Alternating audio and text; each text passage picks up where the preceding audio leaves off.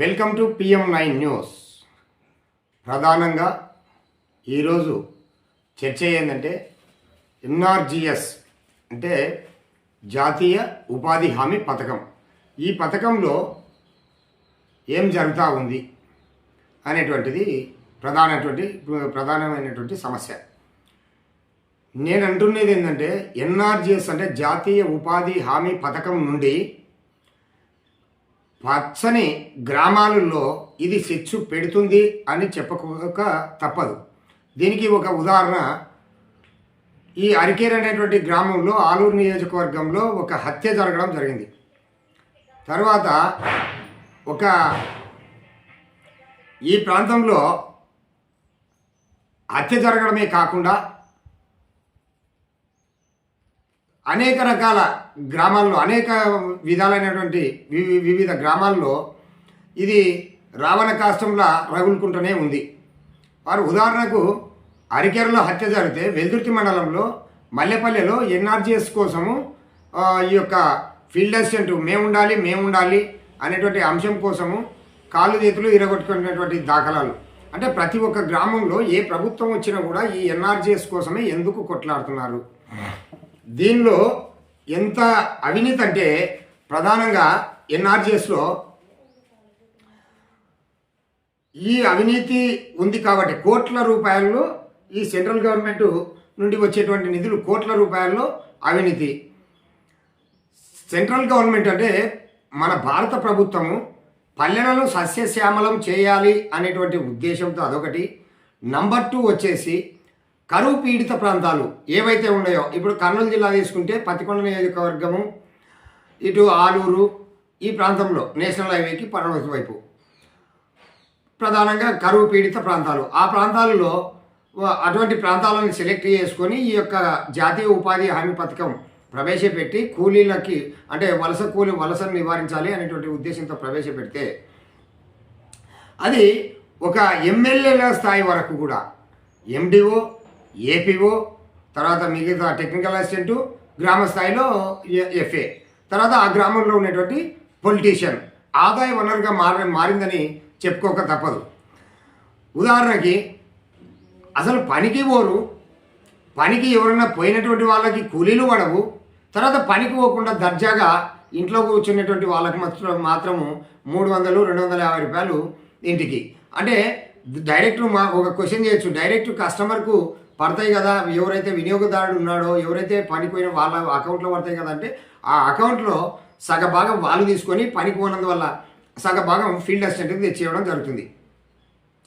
ఆ field assistant వల్ల collection చేసి మండల APOకి అప్పచెప్పడం జరుగుతుంది. ఆ APO, MDO షేర్స్ చేసుకొని మళ్ళీ సంబంధిత PD లెవెల్ అధికారులకు పంపడం జరుగుతూ ఉంది. అంటే ఈ రకమైనటువంటి తర్వాత ఆ పీడీలలో తీసుకొని పోయి ఆ లోకల్గా ఉన్నటువంటి ఎవరైతే స్థానిక ప్రజాప్రతినిధులు ఉన్నారో వాళ్ళకు కూడా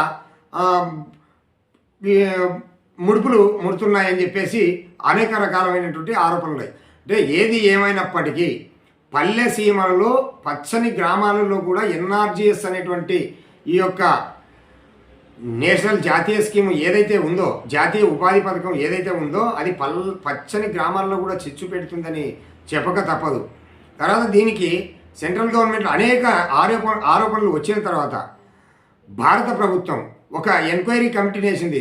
దానిలో ఒక హైకోర్టు రిటైర్డ్ జడ్జి, తర్వాత మిగతా IASలు IPSలు రిటైర్డ్ అయినటువంటి వాళ్ళను దీనిలో ఏం జరుగుతూ ఉందని చెప్పేసి కొన్ని రాష్ట్రాలకు ఇప్పుడే ఈ కమిటీని పంపించడం జరిగింది. ఆ కమిటీ నివేదిక వచ్చిన తర్వాత దీన్ని రద్దు చేయాలన్నా వద్దా అనేది ప్రభుత్వానికి సంబంధించినటువంటి విషయం. గ్రామాలలో ఇంకా ఒక అడుగు ముందుకేసి ఫీల్డ్ అసిస్టెంట్గా నీకు ఇస్తాము, సంవత్సరానికి ఎంత ఇస్తావు అంటే ఆ గ్రామ స్థాయి నాయకునికి ముడుపులు అప్పచెప్పుకోవడం. అంటే ఇక్కడ అవినీతి జరగకుంటే ముడుపులు ఎందుకు చెల్లిస్తారు? తర్వాత పర్యవేక్షణ ప్రధానంగా PD లెవెల్లో కూడా ఈ యొక్క మామూలు ముడుతున్నప్పుడు ఏ రకంగా దాన్ని పర్యవేక్షిస్తారు? టోటల్గా జాతీయ ఉపాధి హామీ పథకం అనేటువంటిది నేను ప్రత్యక్షంగా చూసినటువంటిది. ఇప్పుడు అరికెరలో హత్య జరగడం అనేది మనం మాధ్యమాలలో చూసినాం. తర్వాత అనేక రకాల ఆరోపణలు వచ్చినాయి. తర్వాత ఈ పార్టీ వాళ్ళు ఆ పార్టీ వాళ్ళు అనేది ఏమి కాదు, కానీ జాతీయ ఉపాధి హామీ పథకం అనేటువంటిది గ్రామ స్థాయిలో ఉండేటువంటి నాయకులకు ఒక ప్రధాన ఆదాయ వనరుగా మారింది. వీటిని అరికట్టవలసినటువంటి బాధ్యత ప్రభుత్వాలకు ఉంది. కానీ ఏంటంటే ఏ ప్రభుత్వం వస్తే ఆ ప్రభుత్వం నాయకులు సంపాదించుకోవాలా అనేటువంటి సెంట్రల్ గవర్నమెంట్ నిధులు ఇస్తున్నప్పటికీ ఇక్కడ వాళ్ళు సంపాదించుకోవాలనేటువంటి ప్రధాన ఉద్దేశంగానే ఈ పథకం కనపడుతుంది. తర్వాత వీటిపైన ఆడిట్ జరుగుతూ ఉంది. ఆడిట్ అనేటువంటిది ఇప్పుడు ఉదాహరణకి అనంతపురం జిల్లా వాళ్ళు కర్నూలు జిల్లాకు వస్తారు, కర్నూలు జిల్లా వాళ్ళు అనంతపురం, వీళ్ళల్లో పనిచేసేది ఈ యొక్క ఎన్ఆర్జీఎస్లోనే కదా. అంటే ఈ అవినీతి వాళ్ళకి తెలుసు, వీళ్ళకి తెలుసు. ఆడిట్ అనేటువంటిది నామమాత్రం ఆఫీసులో కూర్చొని చేసుకొని పోతారు, వాళ్ళ చేతులు తడుపుకొని పోతారు అనేది అందరికీ తెలిసినటువంటి సత్యమే. ఇకపోతే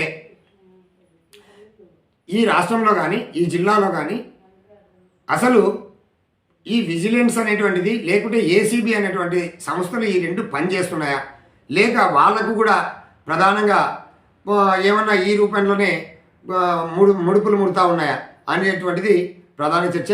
ఖచ్చితంగా ఈ యొక్క ఎన్ఆర్జీఎస్ పైన వెల్దుర్తి మండలంలో కావచ్చు, లేకుంటే ఏ మండలంలోనైనా కావచ్చు, దీనిపైన అధికారులు ప్రధానంగా దృష్టి పెట్టాలని చెప్పేసి, ప్రభుత్వం దృష్టి పెట్టాలని చెప్పేసి ప్రజలు కోరుతా ఉన్నారు. తర్వాత మీరు ఇలాంటి అవినీతికి సంబంధించినటువంటి న్యూస్ను టెలికాస్ట్ చేసినప్పుడు చూడడం, వదిలిపెట్టడం అట్లా కాకుండా వీటిని మేము ముఖ్యంగా కోరుతున్నది ఏంటంటే మాకు ప్రజల సహకారం అవసరం. మీరు ఏ సమస్య ఉన్నా మా నంబర్కు డైరెక్ట్గా 9148566332కు ఫోన్ చేసి పలానా చోట జరుగుతూ ఉంది అవినీతి అని చెప్తే మా శక్తి మేరకు మేము ఖచ్చితంగా టెలికాస్ట్ చేస్తాం.